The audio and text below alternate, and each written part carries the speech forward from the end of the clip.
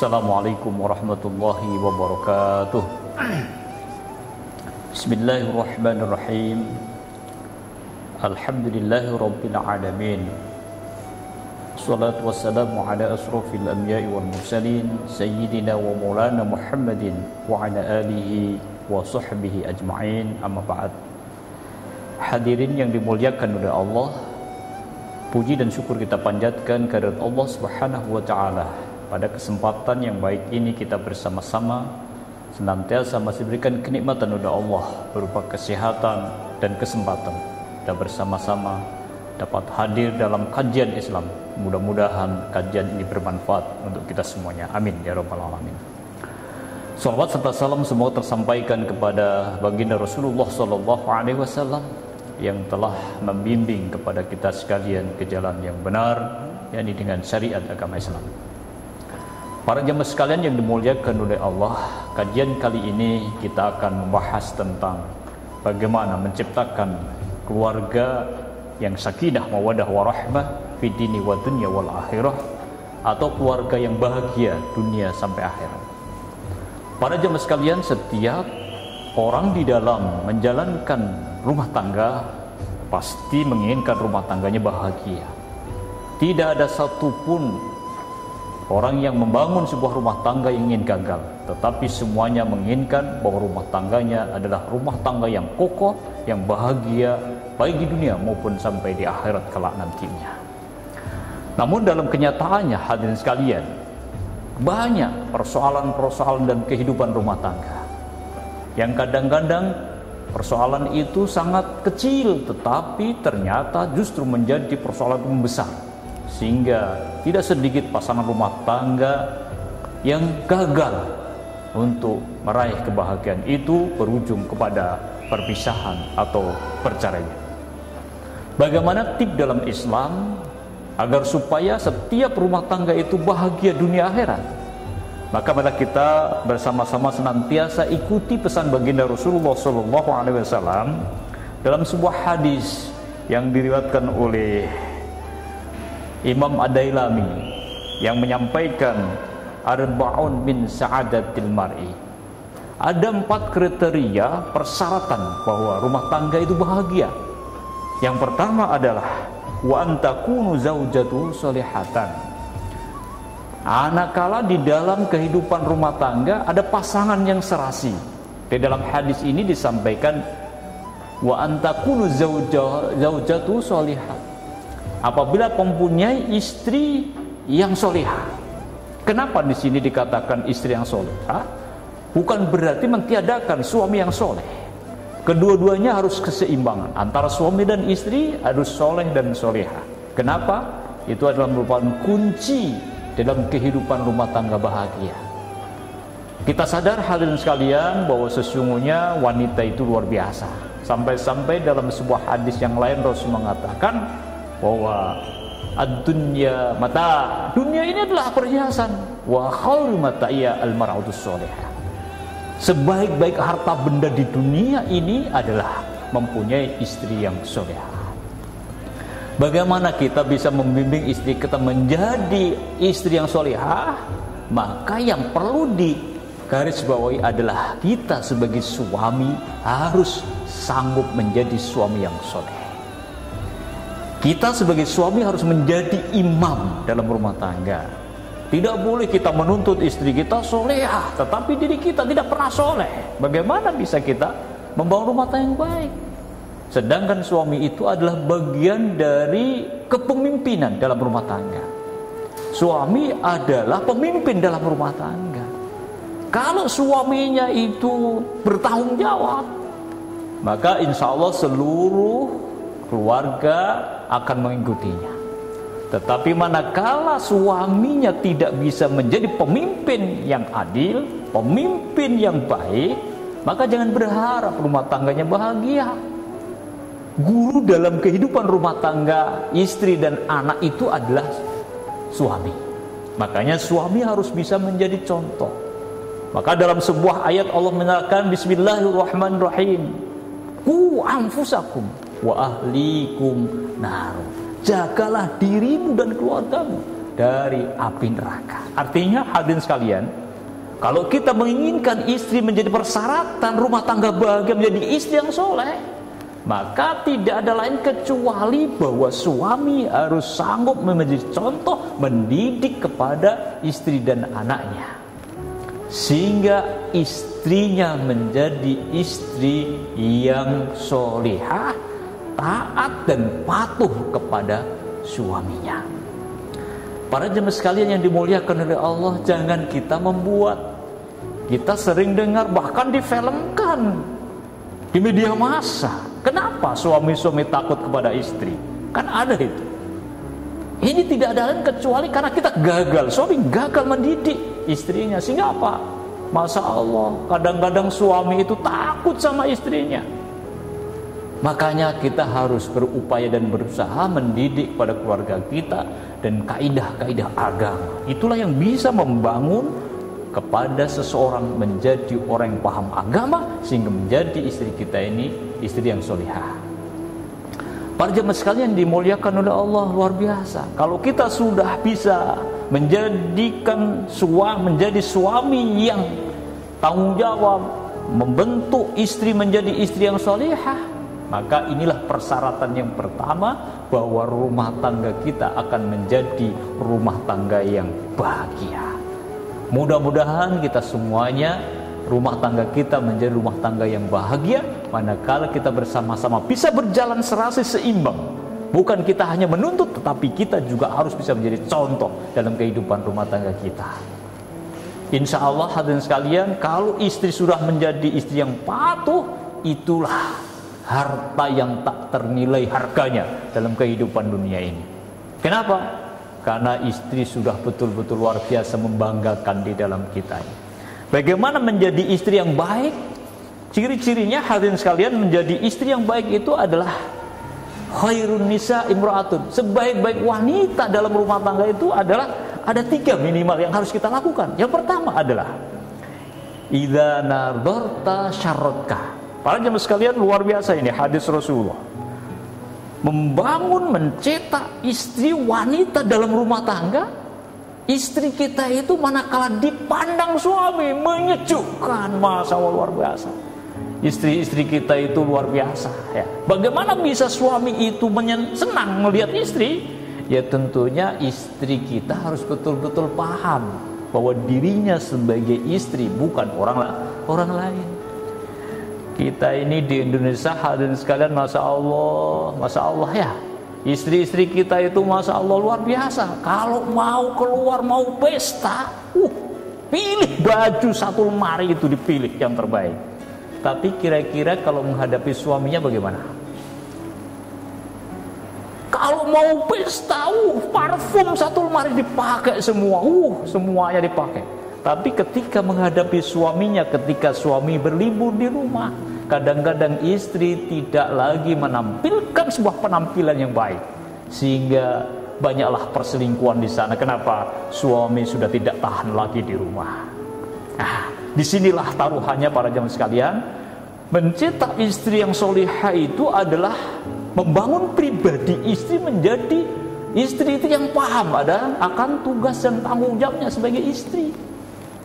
Salah satu di antaranya istri itu kalau suami di rumah ya berdandanlah ya, berpenampilan yang menarik lah, sehingga apa? Suaminya itu bilang, sebagaimana yang disampaikan baginda Rasul, rumahku adalah surgaku. Wah, luar biasa ini.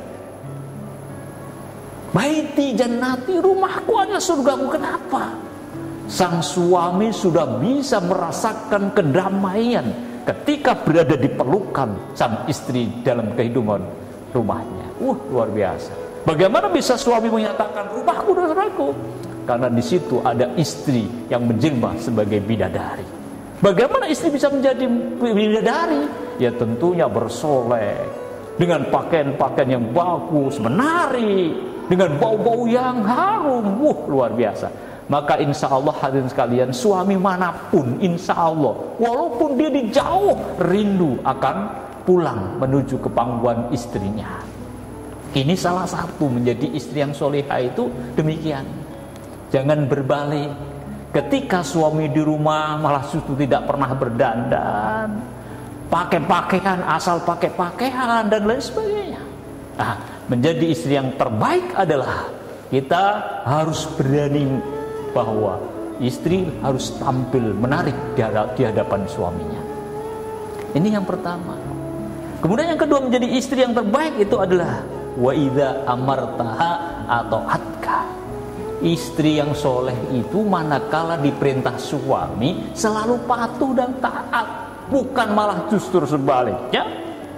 Suami meminta, malah kadang-kadang istri menolak. Itu pantangan. Maka dalam sebuah riwayat dijelaskan oleh baginda Rasulullah SAW, manakala ada suami meminta jatah kepada istrinya, kemudian istrinya menolak, apabila semalam itu suaminya marah, maka semalam itu juga wanita ini akan dikutuk oleh malaikat Allah Subhanahu wa ta'ala. Untuk itu kaum ibu semuanya yang sudah berumah tangga, mari kita pahami bahwa itu bagian kewajiban istri adalah mentaati perintah suaminya. Sepanjang suami tentunya memerintahkan sesuatu perbuatan yang baik. Kalau suami memerintahkan perbuatan-perbuatan yang maksiat, ya tentunya istri harus berani menolak dengan menolak bahasa yang baik. Jangan justru menantang dan lain sebagainya. Ini yang kedua. Makanya para jamaah sekalian, ini kunci keberhasilan bangun rumah tangga bahagia manakala istri itu selalu tampil. Ibu-ibu barangkali bisa melihat bagaimana wanita-wanita di luar sana itu. Bapak-bapak ketika lewat di perjalanan luar biasa, disuguhkan pandangan-pandangan indah di sana. Sedangkan ketika suami pulang ke tengah-tengah keluarganya, ternyata yang didapatkan adalah istri-istri yang tidak pernah bisa mengerti atas dirinya sebagai istri yang solehah. Maka para jamaah sekalian, para ibu-ibu sekalian, upayakan dalam kondisi apapun tampillah yang terbaik dan jangan pernah membantah apapun jikalau itu diperintah oleh suami kita ini. Patuhi. Bahkan dalam sebuah riwayat Rasul mengatakan, istri-istri yang patuh pada suaminya, tidak pernah membantah perintah suaminya, melaksanakan perintah suaminya, nanti di akhirat akan diberikan kunci surga. Dan kunci itu diberikan kepadanya untuk silahkan memilih dari sudut mana, dari pintu mana istri solihah ini mau masuk surganya Allah Subhanahu wa ta'ala. Luar biasa. Maka kalau hadis ini dipahami oleh para kaum ibu, maka insya Allah rumah tangganya akan menjadi rumah tangga yang sakinah mawadah fid dini wa dunya wal akhirah. Persyaratan yang ketiga hadirin sekalian, yang menjadi kunci kebahagiaan dalam rumah tangga manakala istri kita sanggup wa idza ghibta anha hafizat fi nafsi wa maliha. Kata Nabi, persyaratan yang ketiga menjadi istri yang terbaik adalah, ini zaman modern, seorang istri harus bisa menjaga kehormatannya, menjaga harta anak dan kehormatannya manakala suami meninggalkan rumahnya. Para jamaah sekalian, zaman modern ini banyak pasangan-pasangan yang dihadapkan sebuah problema. Kenapa? Kadang-kadang suami itu bekerja di luar sana. Apalagi kalau kita melihat bahwa suami-suami yang kadang-kadang berdinas di luar kota, bahkan mungkin di luar negeri, seakan-akan hampa kehidupan rumah tangga ini. Nah, dalam kondisi seperti itu, tuntutan menjadi istri solehah adalah istri-istri masih sanggup menjaga kehormatannya, menjaga putra-putri harta-hartanya, ketika suami tidak ada di rumah. Jangan seperti pepatah mengatakan suami bekerja keluar rumah maka istri pun juga berlayar. Jangan. Kalau suami berlayar maka istri pun harus bisa menjaga kehormatannya. Jangan justru kita mengubah yang dulunya mungkin tidak pernah kenal. Nah, ini karena serangan media massa sehingga kadang-kadang menyalahgunakan media massa, media sosial, mulai WhatsApp dan lain sebagainya. Kemudian kita berbicara, komunikasi dengan orang yang tidak pernah kita kenal. Dengan nada dia merayu, kadang-kadang ada sebagian ibu-ibu yang justru mereka itu lari dari rumah tangganya. Mudah-mudahan kita semua terjaga, keluarga kita terjaga dari hal itu. Tetap mempertahankan eksistensi bahwa kita sudah menjalin hubungan suami istri yang dipersatukan oleh Allah lahir dan batin. Jangan sampai kita nodai hanya karena kebutuhan sesaat, hanya kepuasan sesaat yang padahal itu hanya janji-janji belaka. Itulah hadirin sekalian, 3 kunci mencetak istri menjadi solihah yang menjadi dambaan setiap orang berumah tangga, yang menjadi kunci kebahagiaan dalam kehidupan rumah tangga. Ini yang pertama. Jadi kunci keberhasilan membangun sebuah rumah tangga yang pertama adalah wantakunu zaujatu solihatan, apabila istri kita adalah istri yang soleh. Kemudian yang kedua hadirin sekalian adalah kunci membangun sebuah rumah tangga yang kedua, kata Nabi, adalah wa auladuhu abror. Apabila dikaruniai keturunan oleh Allah Subhanahu wa taala, maka keturunan kita didik menjadi anak-anak yang soleh. Mendidik anak ini adalah tugas dan tanggung jawab kedua orang tua kita ini. Maka hadirin sekalian, bahwa anak ini adalah harus kita sadari menjadi amanah titipan dari Allah Subhanahu wa taala. Kita diberikan amanah anak atau tidak, mestinya kita sadari bahwa semua itu adalah karena Allah Subhanahu wa taala. Manakala kita dititipi amanah berupa putra putri, maka kewajiban orang tua adalah mencetak anak-anak menjadi anak yang soleh, anak-anak yang terdidik, yang memahami tentang derajatnya sebagai anak, yang harus berbakti kepada kedua orang tuanya. Mencetak anak menjadi anak generasi yang Qur'ani, menjadi generasi muda yang tangguh, menjadi anak-anak yang soleh dan soleha, itu bukan persoalan yang kecil. Itu tanggung jawab penuh kepada kedua orang tuanya. Salah satu diantaranya tadi adalah peranan istri, peranan ibu dalam kehidupan rumah tangga untuk mencetak generasi. Maka dalam sebuah ayat Allah pesankan kepada kita, Bismillahirrahmanirrahim, wal yahsal ladina law taraku min khalfihim dzurriyyatan dhi'afan khafu 'alaihim wal yattaqullaha wal yaqulu qawlan sadida. Hendaknya kita semua ini takut apabila kita ini meninggalkan generasi penerus kita, keturunan kita menjadi generasi-generasi penerus yang lemah. Ini peringatan Allah Subhanahu wa taala. Kebobrokan moralitas anak bangsa ini sesungguhnya dimulai dari bagaimana kita ini mendidik putra-putri kita dalam kehidupan rumah tangga ini. Manakala kita sudah mendidik anak-anak menjadi anak yang bertanggung jawab, anak yang mengerti tugas dan tanggung jawabnya, menjadi anak yang soleh, berbakti kepada orang tua, keluarannya nanti insya Allah menjadi anak yang bertanggung jawab. Bukan saja dalam kehidupan rumah tangga, juga akan membanggakan orang tuanya. Kita lihat ketika ada pasangan suami istri, anaknya menjadi anak yang betul-betul sukses, itu semua tidak terlepas dari peran kedua orang tuanya. Sehingga apa? Keluarannya menjadi anak yang membanggakan. Dan bahkan anak ini menjadi investasi dalam kehidupan ini. Ketika nanti kita kembali kepada Allah Subhanahu wa taala, investasi yang kita harapkan hanyalah anak yang soleh. Maka dalam sebuah hadis Rasulullah mengatakan, idza mata ibnu adama in qata amalu illa min salasin, shadaqatin jariyah aw ilmin yantawai aw waladin sholihin yad'ulah. Investasi yang luar biasa yang kita harapkan nanti ketika kita kembali kepada Allah adalah yang pertama adalah sedekah jariyah yang kita laksanakan dalam kehidupan dunia ini. Berapa banyak investasi kita untuk menjaga akhirat, menanam modal ini. Mari kita bersama-sama sadari bahwa apa yang dititipkan oleh Allah dalam hidup ini sebagian ada milik orang lain. Ilmu yang bermanfaat, ketika kita belajar ilmu sampai perguruan tinggi, sampai menjadi profesor, doktor, tentunya bisa menunjukkan hidup kita ini menjadi kehidupan yang benar. Jangan justru sebaliknya punya ilmu tetapi ilmunya tidak bermanfaat. Bahkan tidak sedikit profesor, doktor, tapi justru dia itu tidak melaksanakan sesuai dengan ilmunya.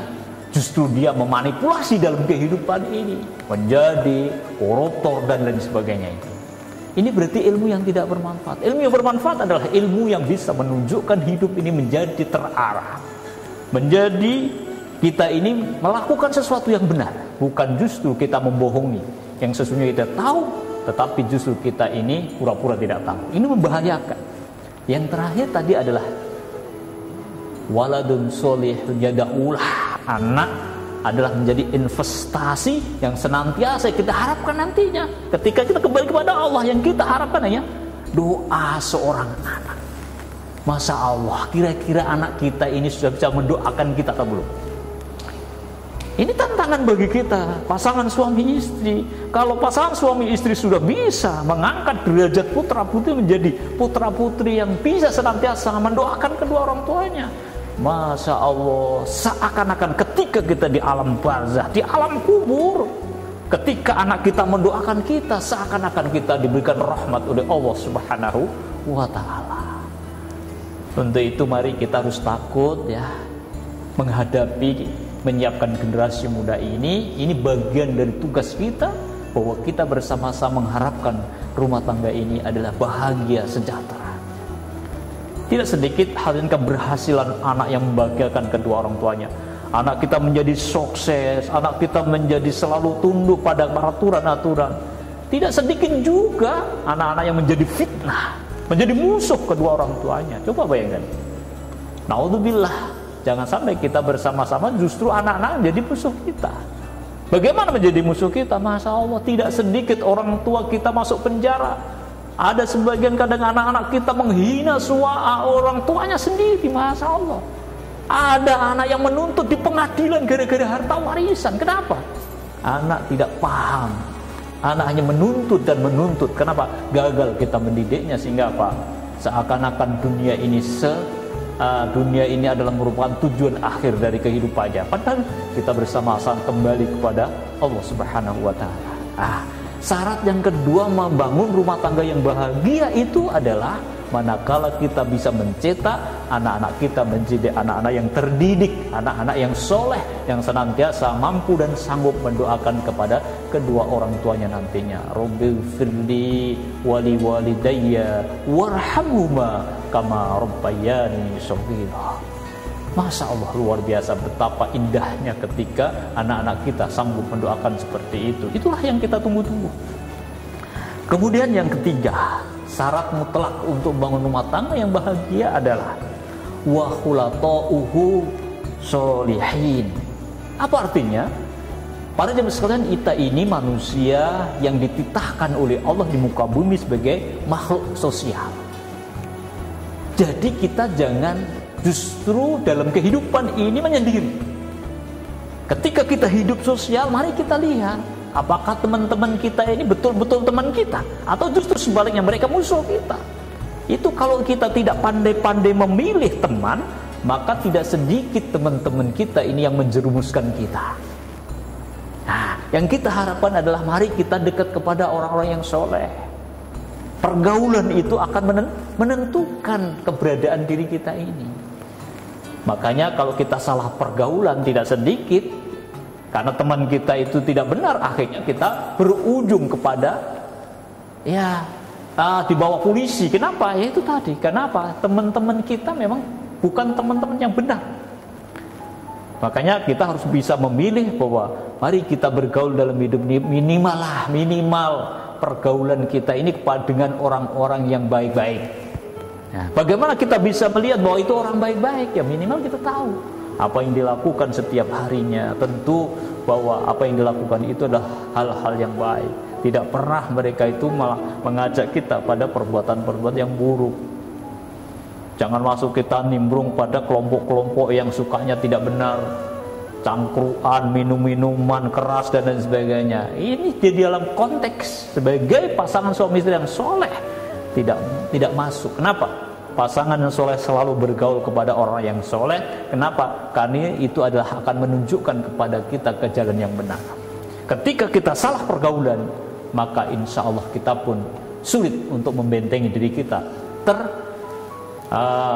sulit untuk bagi kita untuk menolak itu. Kita pasti akan ikuti. Kenapa? Apalagi zaman modern, kalau tidak bergaul itu katanya ketinggalan zaman. Jangan mengikuti seperti itu. Kita sendiri punya patokan, kita sendiri punya kaidah dalam pergaulan ini. Tentu kita harus pandai-pandai melihat. Jangan asal kita bergaul, ya jadilah orang yang supel, boleh saja, tapi kita lihat. Jangan sampai justru pergaulan kita membawa diri kita kepada hal yang negatif, apalagi sampai pelanggaran dalam norma-norma kehidupan dunia ini. Ini yang ketiga para jemaah sekalian. Kemudian yang terakhir, syarat membangun rumah tangga yang harmonis, rumah tangga yang bahagia adalah wa ayyakunu rizquhu fi baladih. Kalau ada pasangan suami istri ketika berumah tangga, rizki yang diperolehnya ternyata rizki itu ada dalam lingkungannya. Kalau di sini fi baladi, di negaranya, ya. Di negaranya itu ya intinya bahwa ketika kita berumah tangga, rizki yang kita peroleh ini selalu berada di samping kedua pasangan ini. Beda, kan ada itu kadang-kadang begitu hari ini nikah, begitu setelah nikah ditinggal untuk mencari nafkah di luar negeri. Bukan berarti yang begitu tidak bisa bahagia. Bisa bahagia asal saling menerima. Tetapi lebih bahagia manakala ternyata kita punya spesialisasi bahwa keterampilan kita yang mendatangkan rizki dalam kita upaya ini untuk membangun sebuah rumah tangga ternyata selalu berada dalam dekapan kehidupan rumah tangganya. Itu pasti bahagia. Kenapa?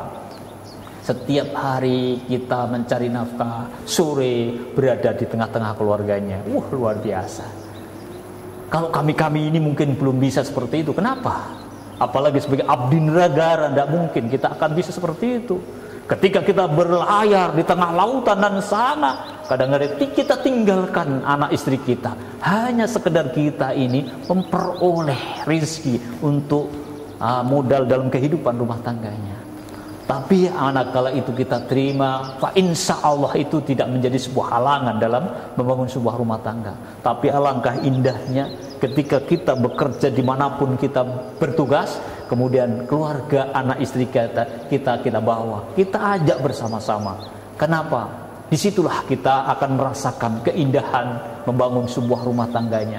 Suka duka kita terima bersama-sama, kita rasakan bersama-sama, tidak saling menuntut tetapi saling menyadari. Sehingga apa? Istilah orang itu adalah pahit getirnya membangun rumah tangga sudah dilakukan bersama-sama. Membangun dari bawah sampai kita mencapai cita-citanya. Insya Allah kalau itu kita bisa, maka itulah persyaratan rumah tangganya sangat-sangat bahagia. Mudah-mudahan kita bersama-sama bisa merefleksi kembali untuk bersama-sama mengupayakan membangun rumah tangga ini menjadi rumah tangga yang sakinah dengan sebagaimana yang disampaikan tip baginda Rasulullah SAW. Yang pertama adalah pasangan ini serasi, yaitu soleh dan solehah. Yang kedua mempunyai anak keturunan yang terdidik. Yang ketiga pergaulan yang baik. Yang keempat adalah manakala kita ini meraih rizki dalam kehidupan senantiasa selalu berada di samping keluarganya. Mudah-mudahan 4 hal ini dapat kita pelajari bersama sehingga kita bisa membangun rumah tangga kita menjadi rumah tangga yang sakinah mawaddah fid dini wad dunya wal akhirah. Demikian yang bisa kami sampaikan. Terima kasih atas segala perhatiannya. Usikum wa nafsi bittaqwallah. Wassalamualaikum warahmatullahi wabarakatuh.